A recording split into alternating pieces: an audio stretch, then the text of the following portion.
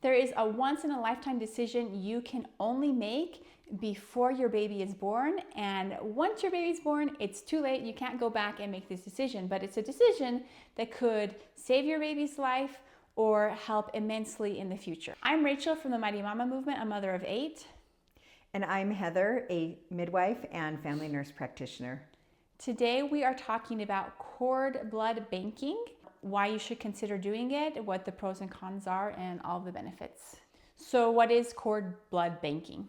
So cord blood banking is when immediately after your baby is born, they take the blood that would be left over in the placenta, which is full of stem cells, just packed. That's really all it is stem cell blood.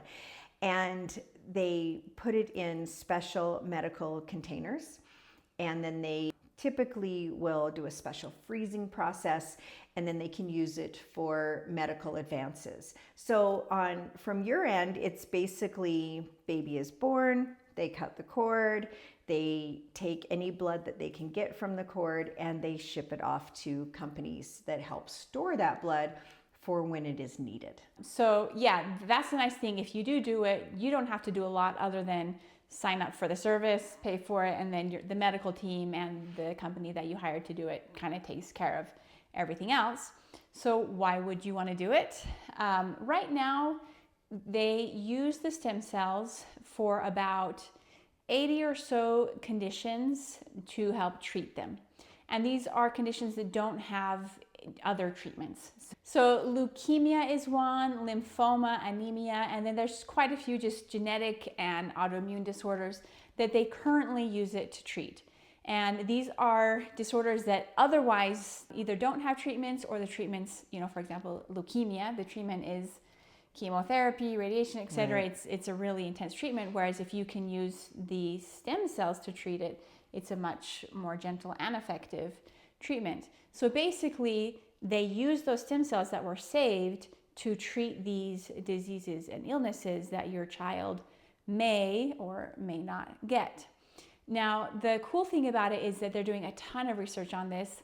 Obviously, we mention a lot. The research that gets funded is the research that can make money. Right. And so because there's diseases that are very common, they want to find ways to use stem cells to solve them, because whoever does find that is going to make a lot of money by selling the treatments, right? So one big one that they're working on is type 1 diabetes and a whole bunch of others. And so by saving your baby's stem cells now, even though the research isn't complete and they're not actively treating, for example, type 1 diabetes yet, they're getting closer and closer. And when that becomes available, if your child in the future were to get type 1 diabetes and you had saved their stem cells, then when the treatments become available, you'd be able to take advantage of those. So that's one thing that's really cool about it. Okay, Mama, quick mom-to-mom moment. I have to tell you this because I wish someone had told me. As you may know, I'm a mama of 8, and my first 3 births were rough.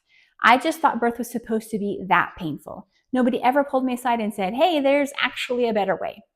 Then with my 4th baby, Heather, the midwife and nurse practitioner here, taught me something completely different.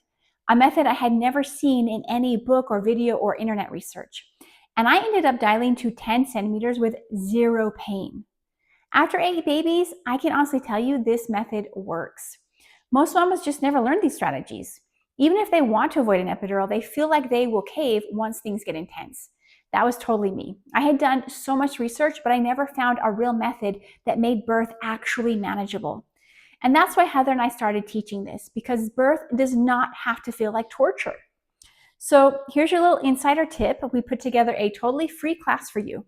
It teaches the most effective technique to reduce contraction pain and gives you a sneak peek of our full 10-step practically pain-free birth method. If there's even a tiny part of you that hopes birth could be easier, click the link below and grab your spot. Seriously, you will be so glad you did. Another thing that I like about stem cells is you can use this for siblings or sometimes parents. Right. Not always. There has to be a match, right? But siblings are more prevalent, yeah. So there are some people who have had an older child that had a genetic condition or one of the conditions that's treatable. And then when they had another baby, they saved the stem cells and were able to use them to treat the sibling that had that disorder or the disease. Exactly.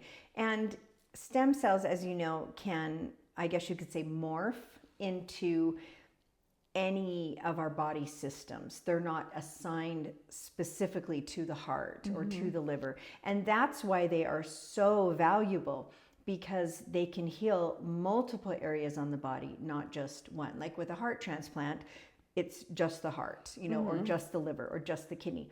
Where stem cells don't have that, they have a more broader spectrum. And so they can do so much more good. And they don't have the disease. They don't have the years of pollution or eating bad or, you know, all of those issues that happen, and that most of our diseases are caused by our environment and the way we live our lives. And stem cells aren't polluted that way yet. They are in the more pure form. And so that's why they can heal so well. Yeah. Now, so we mentioned at the beginning, this is a decision, kind of a once in a lifetime decision. And that's because you do have to collect the stem cells immediately after birth, which means that if you're going to do this, you can't decide at that point. You need to decide while you're still pregnant that you want to do this and get signed up with a service that provides it. We are linking below a service that we recommend. Of course, this is not something you want to go cheap on, because it's not cheap to begin with, and you wouldn't want to make that investment and make that decision to potentially protect your future child, your child in the future, and then find out that it wasn't handled correctly and you couldn't even use them. So you don't have to use the company that we recommend, but make sure that you're using a reputable, very dependable, good company, and you can trust the link below. And that also gets you a 30% discount, which with the cost of this is a significant amount of money that you save. I'm not going to say the exact cost because it does vary. They offer different services. You can choose, some people will choose to just store them for like 20 years, I think, until their child gets through childhood, because a lot of the diseases are prevalent in childhood. You can choose lifetime. You can choose to just store the stem cells, the blood itself with the stem cells, or the cord tissue, because there's a lot of research being done using the actual tissue, and that's to treat different things than what the blood cells are being saved for. So there's different services, and if you're interested, you can just click through that link, and then they'll show you like all the different options they have. And I think you can do a call to talk about why you would do that. And just to clarify, the reason you have to decide this before you go into labor is you have to pre-register with the company. They mail you a kit, and you bring that kit with you in labor. So it's not something that hospitals keep on hand and they, oh, hey, do you want to do this? Like, you have to bring it and let them know, hey, this is what we're doing. And it usually takes a bit of time. It's not an overnight thing. Yeah. Like I said, you have to go in and register, you have to see what your options are, they have to mail the kit to you. So it is at minimum usually a week process. Yeah. 1 week process, yeah. And the good thing is that's all you have to do is sign up and show up to the birth with your kit. The medical team takes care of everything else.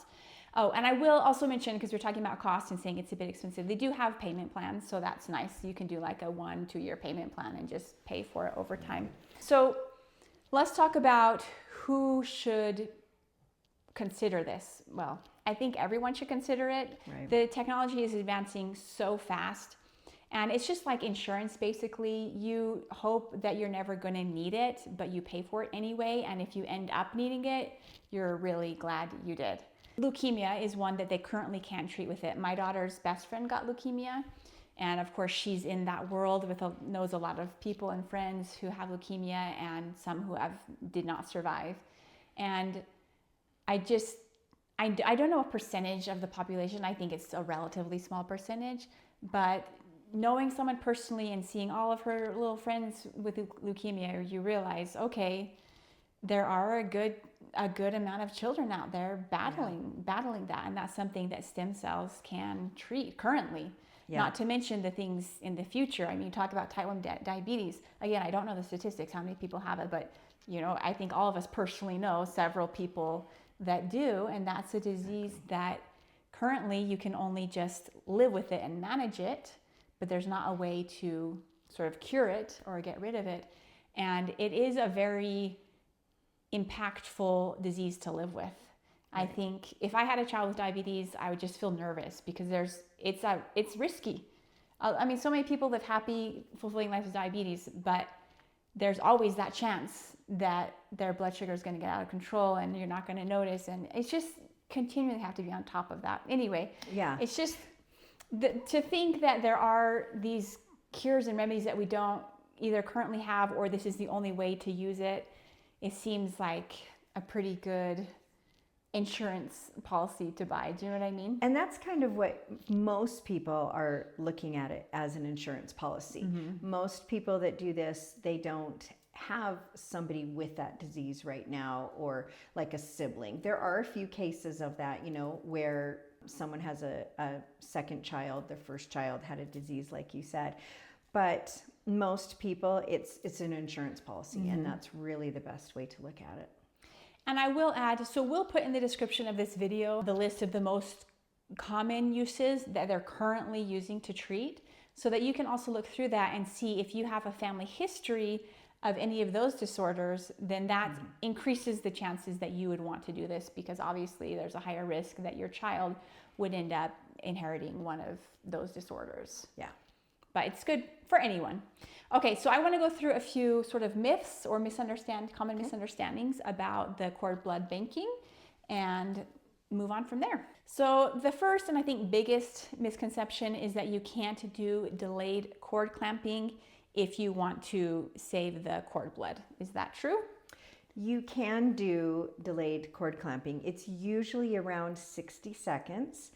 But you can have that delayed. It doesn't need to be immediate. They used to think, oh, we've got to do immediate. But the amount of blood they need is actually not very much blood. So we can still have baby get a lot of that blood from the placenta before cutting the cord.